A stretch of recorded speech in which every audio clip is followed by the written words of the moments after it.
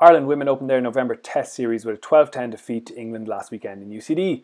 One of the most encouraging aspects of the performance from Ireland was the width they managed to create in phase play. Tom Tierney's side repeatedly used their forwards to pass to wide channels, managing to stretch the English defence. However, Ireland didn't manage to get much reward from their tactics of moving the ball wide. Clearly this is still a work in progress, so let's take a look at this element of the defeat to England as Ireland prepare for this Saturday's clash with Canada and UCD. We're going to join play and see an early example of a forward passing. We've marked flanker Ciara Griffin here. A simple pass on out the line. It's nothing flash, but a sign of things to come from Ireland. Outside centre, Nicole Fowley gets on the ball. A nice offload with her first touch of Test rugby before Sene Naupu hands on the ball to Niamh Kavanagh. Now, Ireland played off out half Nora Stapleton a lot in this game, but we've marked her here in the wide ruck. Obviously, she's not going to be there for the next phase. Ireland's first pod of ball-carrying forwards adapts well, though. They step in to receive the pass from Larissa Muldoon. Captain Paula Fitzpatrick is the middle of the pod right there, with Lindsay Peat and Ailish Egan either side of her. She takes the ball, and we get another example of an Irish forward passing the ball well. Fitzpatrick identifies this disconnect in the English defence and tips on a pass. We should also mark the presence of Claire Malloy here, the outside flanker, as the fourth member of that Irish pod. It's something we're going to come back to later. Our next example provides an illustration of the awareness of Ireland's forwards in maintaining width in the attacking line. They play off the top of this right-hand side line out, and we must note the actions of Fitzpatrick and second row Mary-Louise Riley. Rather than chasing the ball across the pitch, we have them marked here and here. They stay in or close to that 15-metre channel to ensure that Ireland aren't going to get narrow, and they both maintain that width throughout this passage. Now, the starter play from Ireland here involves a simple midfield hit up from Griffin with Malloy in close support. They're marked here and here in that midfield ruck, and they're going to play a key role as Ireland come back towards the right touchline very shortly. Stapleton hits Fowley and on to impressive fullback Mairead Coyne. She made massive yardage with ball in hand throughout this game last weekend. Coming away from the touchline, we're going to see Stapleton fulfilling that role as link between the ruck and Ireland's first ball carrying pod. She's marked there. The first pod is made up of tight head Egan at the front there, and hooker Cliona Maloney, and second row Orla Fitzsimons. One carrier, two ruck players. That's quick and clinical from Ireland. Stapleton's first receiver again, but it is quite lateral from Ireland here. This was one of the slight issues for them at the weekend. Nonetheless, we see that intent to play with width as Malloy gets on the ball for Ireland just here, and she has Griffin in support behind. Still holding in the wide channel are Fitzpatrick and also the lock Riley, as Malloy decides to carry, eventually getting pinged for not releasing the ball after being tackled. There are also backs on the scene for Ireland in Naupu, just in here, and also the right wing Niamh Kavanagh wide on the right here. This attack is ultimately unsuccessful for Ireland, but there are clear signs of an attempt to bring more shape to their wide game. Decision making around the ruck was one aspect of Ireland's performance that let them down. Here we see two additional forwards on their way to a wide ruck, just marked here and here, as well as Muldoon, the scrum half, and that ruck has probably already been won. It means reorganisation in midfield for Ireland. We can see the hooker, Cliona Maloney, trying to get some structure to the leftover forwards in the middle of the pitch. Stapleton here is at first receiver again. As the ball comes out of the ruck, Maloney is still directing her teammates on the outside of Stapleton, looking for that shape. And they do form this three-player pod to carry the ball. Maloney on the ball plus two rucking players. Ireland retain possession and they can attack out to the left. Again, there's another three-forward pod for Stapleton to use on this next phase, with Griffin marked on her left just here, as well as Fitzpatrick, and Fitzsimons is sitting in behind.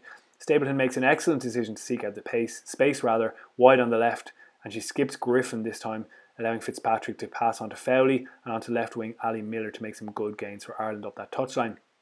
On the way to the ruck, we can see Ireland's forwards organising themselves already. They're taking responsibility for those specific roles without Stapleton directing them. Stapleton is the first receiver yet again, the link, and she's going to get that three-player pod just outside her. 1, 2, 3. They're going to carry the ball at England again, shifting them off that left touchline. Ireland do make a decision to commit a fourth player here into that ruck, and it's not a big issue on the next phase, but we'll see that it is a little bit later in this passage of attack. Maloney and Riley are in the line, ready to handle the ball accurately for Ireland. And again, it's really encouraging to see forwards handling the ball in this manner. A nice left-handed pass from Maloney, and then the offload out of contact from Riley. Ireland get a little bit sloppy there, but they recover. Coyne carries into contact, and they're ready to go again. We see Stapleton directing on the way to that ruck, and again, she's going to be the first receiver. Right at the top of our screen there, just marked here.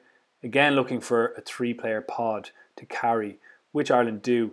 Malloy again is the one to carry. She's marked here with Pete and Griffin in support, and also Ailish Egan. She joins the ruck, the fourth player again, and now we'll see that it's costly for Ireland on the very next ruck. Stapleton has just the 2 forwards to her left this time, and it's Fitzpatrick who's going to carry the ball into contact. This time, England managed to win the breakdown battle. We can see Naupu flooding into the ruck, recognising the danger, but it's too late as England jackal over the ball and managed to win a turnover penalty. There's the 4th player from the last ruck from Ireland, and this happened a number of times in Ireland's defeat, and it just comes down to that decision making at ruck time. While Ireland were clearly focused on keeping the ball in hand and stretching the English in that manner, they did lack a little awareness and execution in their kicking game. Here we're going to take a look at a good example of Ireland clinically exploiting the kick space that their previous wide attacks has managed to generate, and it's something they always need to be aware of. Variety will be the key moving forward in a World Cup year. Ireland begin their possession on kick return before we see one of those 3-player pods carry first up, then a 4-player pod again to the right, and now we're going to see one of the benefits of Ireland's previous wide attacks. Ireland don't actually have much in their attacking line to the right of the ruck right now, but England's left wing here is very wary of their wide attack, and she comes right up into that front line defence. That obviously means a huge amount of space in behind, and Stapleton finds it with a lovely spiral kick to touch. Now obviously Ireland will want to keep developing their passing game to explore wide channels, but they also need to keep that awareness of bringing variety in how they pressurise the opposition. It is also worth noting that from that kick, Ireland actually got their first 3 points, and only 3 points of this half. They got a turnover at the breakdown through Egan here, and Stapleton kicks the 3 points. Again, being in the right area of the pitch at times is the right call. Variety is going to be key for Ireland.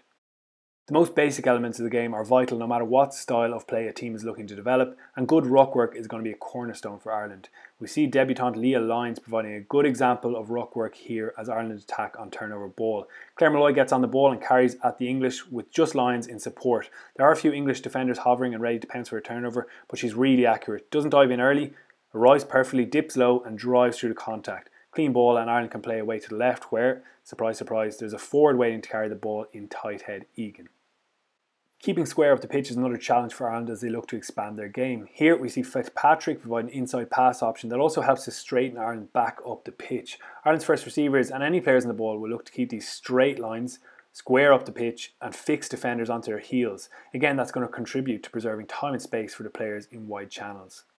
The final element that could contribute to Ireland's attacking game being even more effective is getting their strike runners onto the ball regularly. Here we see Ali Miller, just marked in behind here, used off a line out, running in behind Naupu and getting Ireland right over the gain line. In Miller and Niamh Kavanagh on the right wing, Ireland have 2 powerful players who pick smart running lines. Our second example is going to show Kavanagh being used in a very direct manner, straight off a scrum with an excellent fend thrown in. Muldoon hits her straight off the scrum here. She's going to run straight at the English defence and use her fend to break down the line. Continuing to utilise these strike runners and others in phase play, as well as off the set piece, can help Ireland develop their attacking game. There's naturally much for Tom Tierney's side to work on, but with a home World Cup in 2017 now looming, the initial signs are expansive and very exciting.